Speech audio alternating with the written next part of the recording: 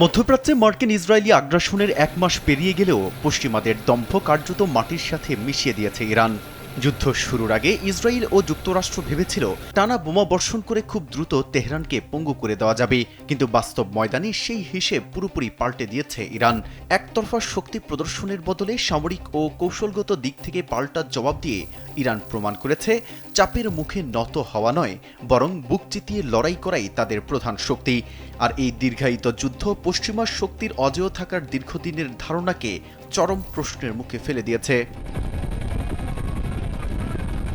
অস্তিত্ব রক্ষা এবং পশ্চিমাদের ওপর চাপ বাড়াতে ইরান এখন আন্তর্জাতিক পারমাণবিক অস্ত্র বিস্তার রোধ চুক্তি থেকে বেরিয়ে যাওয়ার জোর প্রস্তুতি নিচ্ছে।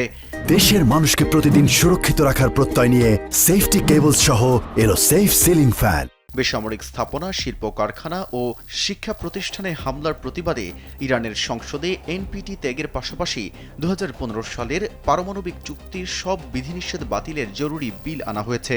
শুধু তাই নয়, যুদ্ধ বন্ধের শর্ত হিসেবে বিশ্বের জ্বালানি সরবরাহের 20% নিয়ন্ত্রক হরমুজ প্রণালীর উপর পূর্ণ নিয়ন্ত্রণ এবং জাহাজ থেকে টোল আদায়ের মতো ভয়ঙ্কর এক অর্থনৈতিক ফাঁদ পেতেছে তেহরান। একই সঙ্গে সাংহাই কোঅপারেশন অর্গানাইজেশন ও ব্রিক্স দেশগুলোর সঙ্গে পারমাণবিক সহযোগিতা বাড়ানোর ছক কষছে তারা।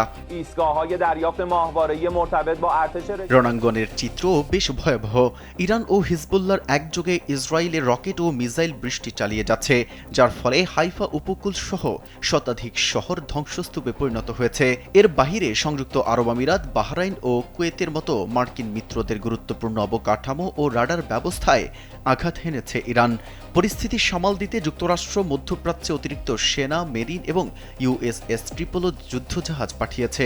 পেন্টাগন সীমিত স্থল অভিযানের প্রস্তুতি নিলেও ইরানের পার্লামেন্ট স্পিকার কড়া হুঁশিয়ারি দিয়ে বলেছেন যে মার্কিন বুট ইরানের মাটিতে পড়লেই তাদের চরম মূল্য চোকাতে হবে। অন্যদিকে এই যুদ্ধের ঢেউ আছড়ে পড়েছে খোদ যুক্তরাষ্ট্রের মাটিতেও। প্রেসিডেন্ট ডোনাল্ড ট্রাম্পের যুদ্ধংদেহী নীতির প্রতিবাদে দেশটির 50টি অঙ্গরাজ্যের 3200টিরও বেশি স্থানে নো কিংস শিরোনামে বিক্ষোভে নেমেছে লাখো মানুষ। এদিকে এক মাসের এই রক্তক্ষয়ী সংখ্যাতে ইরানের 2076 জনের মৃত্যু ও প্রায় 26,500 মানুষ আহত হয়েছেন। বাস্তুচ্যুত হয়েছে প্রায় 32 লাখ মানুষ।